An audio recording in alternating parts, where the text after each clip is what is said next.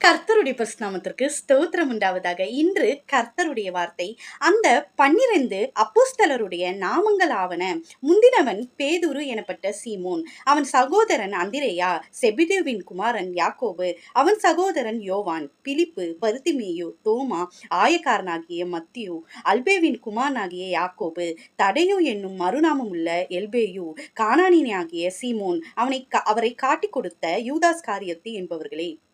மத்திய 10வது அதிகாரம் 2-3 வசனம். ஆமீன். கர்த்தர் இந்த நாளையில சொல்லுகிற வார்த்தை என்னன்னா, நம்ம 12 சீடர்களை குறித்து ஒவ்வொரு நாளும் நம்ம பார்த்து கொண்டு வரப்போகிறோம். முதலாவது நம்ம பார்க்க போகிற சீடர் யாருன்னா, இயேசுவோட 12 சீடர்கள். அதுல முதலாவது நம்ம பார்க்க போறது ஆயக்காரனாகிய மத்தியு அப்படின்னு இங்க குறிப்பிடப்பட்டிருக்கு.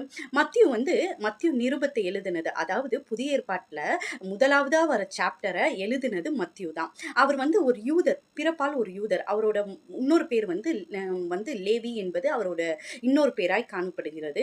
மத்தியு அவர் யூதர்களுக்கு என்று எழுதியிருக்காரு. அதனாலதான் இங்க ஏசப்பாவோட அட்டவணை, அவரோட பிறப்போட அட்டவணையை நம்ம பார்க்கும்போது கரெக்டா ஆபிரகாம்ல இருந்து இயேசு கிறிஸ்து வரைக்கும் அவர் ஒரு வம்ச வரலாறு இங்க மத்தியு ரொம்ப அழகா எழுதியிருக்காரு. தீர்க்கதரிசிகளால் குறிப்பிடப்பட்டது அப்படின்னு சொல்லி ஒவ்வொன்று வசனத்திற்கும் அவர் ரொம்ப அழகா எழுதியிருப்பாரு. மத்தியு ரொம்ப ஒரு படிச்சவரா காணப்பட்டாரு. அவர் ஆயக்காரன் இங்க சொல்லப்பட்ட காரணம் என்னன்னா, அப்ப ரோம அரசினால் வரி வசூலிக்கப்பட்டவர்கள்ல இவர் வேலை செஞ்சுட்டு இருந்தார். ரோம அரசுல வேலை செஞ்சுட்டு இருந்தாரு. அவங்க யூதர்களுக்கு எதிராய் வரி வசூலிக்கிறவர்களா இருந்தாங்க. நல்ல ஒரு கவர்மெண்ட் ஜாப்ல இருந்தாரு.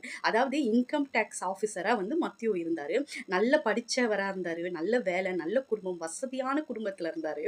இப்படிப்பட்ட வாழ்க்கை வாழ்ந்து கொண்டிருந்த மத்தியுவை கர்த்தர் என் பின்னே வா அப்படின்னு என்று கூப்பிடுறாரு. இவர் உடனே அவர் வேலையெல்லாம் விட்டுட்டு அவர் பின்னாடி போறாரு. நல்ல வேலை எல்லாத்தையும் விட்டுட்டு பின்னாடி போறாரு.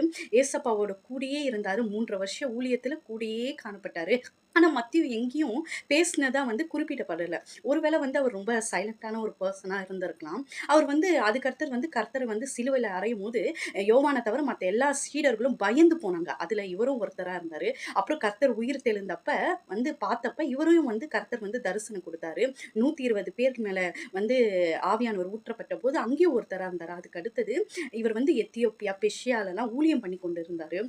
கர்த்தருக்கென்று உண்மையும் உத்தமமாய் ஊழியம் பண்ணி கொண்டிருந்தப்ப, எத்தியோப்பியால ஒரு சபையில ஊழியம் பண்ணி கொண்டிருந்தப்ப, 68 வயதா இருந்தப்ப, கிறிஸ்துவுக்கு எதிராக இருந்தவர்கள் மத்தியோவை குத்தி கொலை பண்ணி விட்டாங்க. ரத்தம் துடிக்க துடிக்க அவரை கொலை பண்ணாங்க.